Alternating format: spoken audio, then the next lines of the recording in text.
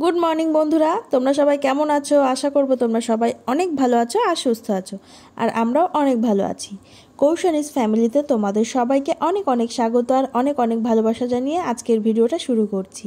আজকে রবিবারের এখন বাজে সকাল 11:30 আর এখন আমি বিছানা তুলছি। আজকের ভিডিওটা বিছানা তোলা থেকেই শুরু করছি। তোমরা পুরো ভিডিওটা স্কিপ না করে দেখতে থাকো, আশা করি তোমাদের ভালো লাগবে। তবে এখন আমি বিছানা তুলছি জন্য আমি এখন ঘুম থেকে উঠিনি। আজকে আমি ঘুম থেকে উঠেছি সকালবেলায় 8টার সময়। আর ঘুম থেকে উঠে রোজগার মতো বাসি কাজবাজ সেরে চলে গেছিলাম সোজা রান্নাঘরে। আর আমার বর আজকেও যাবে দুপুরে ডিউটি। আর আমার রান্নাবান্নাও সব হয়ে গেছে।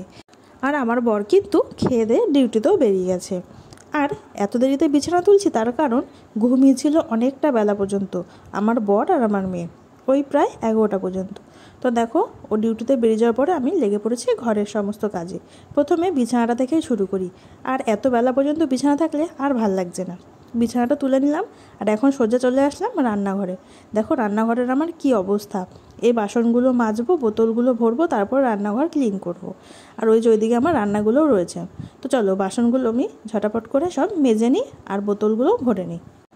আর বিছানা তুলে আমি ঘরের বাদবাকি যে ঘর বাড়ি পরিষ্কার করা সেগুলো সব ফাঁকে করে নিয়েছি, সেটা আর তোলা হয়নি। তো দেখো এবার আমি সব বাসনগুলো মেজে নিচ্ছি। আর বাসনগুলো মাজা হলে বোতলগুলো একটু মেজে নেব। আসলে ঘরে বাড়িতে ছোট বাচ্চা আছে, তো তাই ও খাবার খেতে খেতেই তেলের হাতেই হয়তো বোতলগুলো ধরে। আর বোতলগুলো না তেল তেল হয়ে যায়। তাই আমি 2-1 দিন বাদেই বোতলগুলো একটু মেজে নিই। তো বোতলগুলো মেজে ভালো করে একবারে জলও ভরে নেব। আর তোমাদের সাথে না আজকে রান্নাবান্না সেরকম কিছুই শেয়ার করতে পারিনি, কারণ আমার বর যদি দুপুরবেলায় ডিউটিতে যায় না, তখন না আমার বেশ তাড়াহুড়োই লেগে যায়। ঘুম থেকে উঠে মেঝেতে পা দেওয়া মাত্রই আমার কাজ শুরু।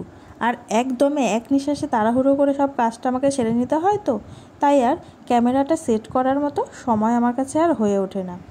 আর তোমাদের সাথে কথা বলতে বলতে আমার সব বাসনগুলোই মাজা হয়ে গেছে।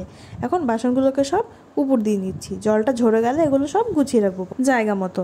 আর দেখো এখন আমি চলে আসলাম গ্যাস ওভেনটাকেও মুছতে। আর গ্যাস ওভেনটাকে ভালো করে আমি প্রত্যেক দিন রান্নার পরে এরকম সাবান দিয়ে স্কচ ব্রাইট দিয়ে ভালো করে মুছে নেব। আর সাথে টাইলসগুলোকেও মুছে নেব। রোজেরটা রোজ আমি মুছে নিই। আর রোজেরটা রোজ যদি মুছে না হয় তাহলে নোংরাটা কম হয়। আর ডিপ ক্লিনটা বেশ অনেক দিন বাদে করলেও অসুবিধা হয় না। গ্যাস আর কাউন্টার টপটা ভালো করে মোছা হয়ে গেলে আমি একবার ফ্লোরটাও ভালো করে ক্লিন করে নেব। হ্যাঁ, সকালবেলা একবার মোছা হয়েছে ঠিকই, কিন্তু রান্নার শেষে আর একবার ভালো করে না মুছলে আর ভালো লাগে না। এখন আমি চলে আসলাম ঘর মুছতে। আর আজকেও আমি এরকম বসে বসে হাত দিয়ে কাপড় দিয়ে ঘরটা মুছছি। ওই যে আগের দিন বলেছিলাম স্টিকটা খারাপ হয়ে গেছে, তাই এখন আমি সবসময় ঘর মুছলে হাত দিয়েই মুছছি। আর আমার খাটের নিচ, আলমারির নিচ এগুলো সব মোছা হয়ে গেছে। এখন শুধু টানা ফ্লোরটাকে একটু মুছে নেব।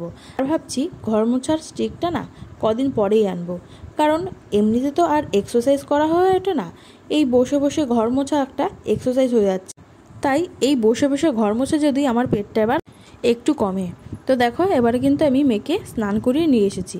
মেয়েকে স্নান করিয়ে চেঞ্জ করা হয়ে গেছে। আর এখন আমি মেয়েকে চিরুনি করে দিচ্ছি। মেয়েকে চিরুনি করিয়ে একটু ক্রিম মাখিয়ে নেব প্রত্যেক দিনের মতো। তারপরে ওর হাতটা একটু কেটে দিলাম। আর এটা আমার না একদম মেয়ে ছোটো থাকাকালীনের অভ্যাস। মেয়েকে সাজুগুজু করালে একটু হাতটা কেটে দিই। হাত বলতে ওই বাঁ হাতের কেনো আঙুলটা একটু কামড়ে দিই।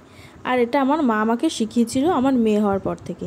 আর আজও আমি এইটা করে আসি, কেন জানি না এটা আমার হয়েই আসে। আর যদিও বা আমি কখনো ভুলে যাই, আমার মেয়ে ভোলে না। ও মনে করিয়ে হাতটা বাড়িয়ে দেয় আঙুলটা কামড়ে দেওয়ার জন্য।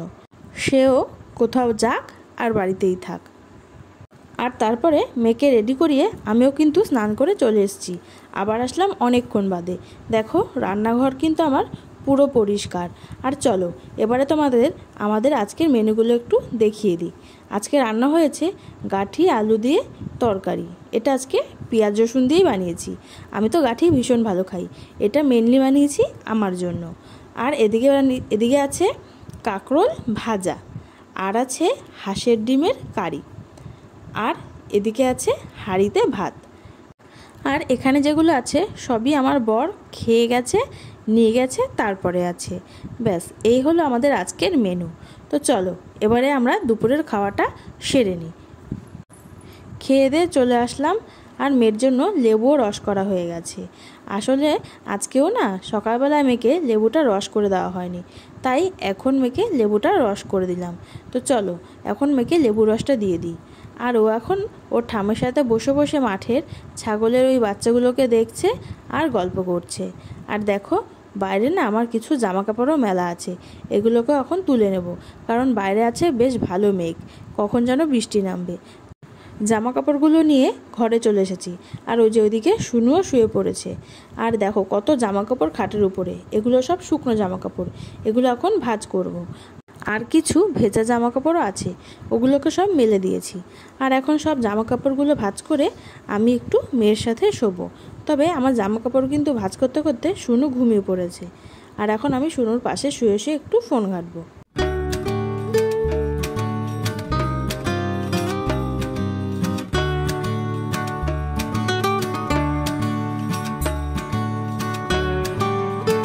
এখন বাজে রাত্রি 8:30। আর আজকে সন্ধ্যাবেলায় সেরকম কিছুই আর শ্যুট করা হয়নি, কারণ আজকে সন্ধ্যাবেলায় বাড়িতে এসেছিল লোক, আর সবসময় তো সবাইকে ক্যামেরার সামনে আনাটা সম্ভব হয় না, তাই আর কিছু শ্যুট করতেও পারিনি। তো দেখো চা বানিয়েছিলাম, আর চা পড়ে গিয়ে গ্যাসটার কি অবস্থা, তাই গ্যাসটা একটু ভালো করে মুছে নিচ্ছি। আর সিঙ্কে যে বাসনগুলো রয়েছে ওই বাসনগুলোকেও একটু মেজে নেব। আসলে আমার না রান্নাঘরটা যদি সবসময় পরিষ্কার না থাকলে আমার না ভালোই লাগে না, তাই আমি সবসময় চেষ্টা করি রান্নাঘরটাকে সবসময় পরিষ্কার করে রাখার।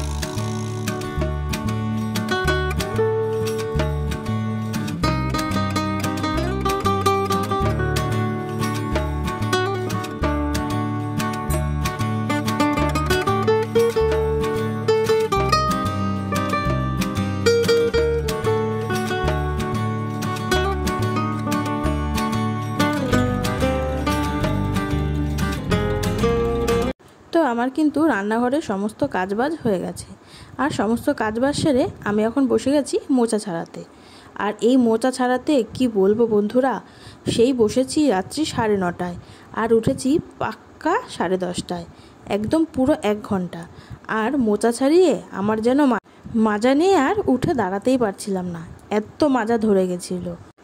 আর এই মোচাটা কেটে রাখছি কালকের জন্য।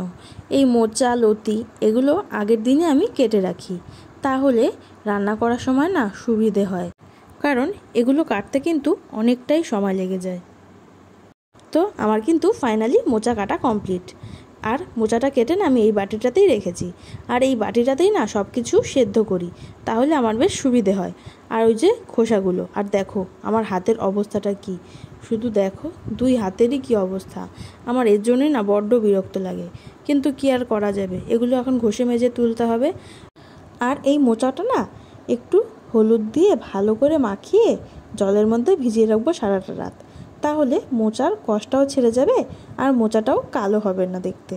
ওগুলো সব পরিষ্কার করে নিয়েছি, আর ওগুলো পরিষ্কার করে আমি মেয়েকে খাওয়াতেও বসে গেছি। আর এখন সময় রাত্রি 11:30 বাজে। তো চলো মেয়েকে খাওয়াতে খাওয়াতেই আজকের ভিডিওটা শেষ করি। তোমরা যারা যারা প্রথমবার আমার ভিডিওটা দেখছো, প্লিজ আমার চ্যানেলটাকে সাবস্ক্রাইব করে আমার পাশে থেকো, আর আমার ভিডিওটাতে কোথাও ভালো লাগলে একটা লাইক করে দিও। আজকের মতো এইটুকুনি রইল, দেখা হবে আগামীকাল নতুন একটা ভিডিওর সাথে। তোমরা সবাই খুব ভালো থেকো, সাবধানে থেকো আর সুস্থ থেকো। আজকের মতন tata, bye bye, good night and sweet dreams.